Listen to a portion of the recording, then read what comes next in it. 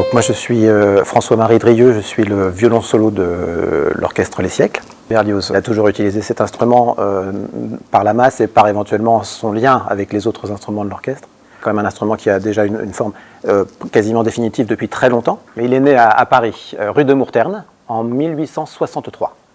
Il est vraiment totalement contemporain des œuvres qu'on peut jouer sur la fin de Berlioz. On appelle nos instruments les biniou, donc je ne suis peut-être pas le premier à le dire dans l'interview, mais par contre, comme moi je suis breton, en plus ça me touche particulièrement. Ce qui a le plus évolué, en tout cas le plus tardivement, pour nous c'est l'archet. Et l'archet c'est vraiment indissociable évidemment du violon.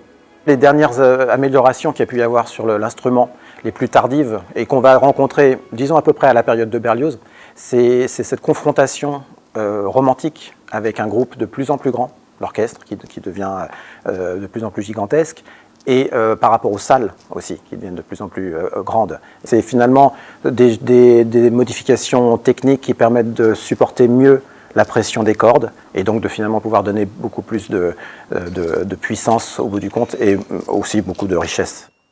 Sensible, brillant, et un peu arrogant. Je crois que c'est un instrument qui peut décrire énormément de sentiments, peut-être tous les sentiments, mais toujours sous le prisme d'une part féminine qu'on peut avoir en nous. Et Berlioz en parle beaucoup. Pour lui, c'est la voix féminine de l'orchestre. Alors, il faut le bichonner. Il est très exigeant sur plein de points de vue, mais c'est surtout cosmétique. Voilà, là aussi, on revient sur l'apparence un peu. Mais comme c'est un instrument qui est encore tout jeune, il est dans la force de l'âge. 150 ans, c'est rien pour un violon. Voilà, donc du coup, il n'a jamais été vraiment malade. Rien de grave.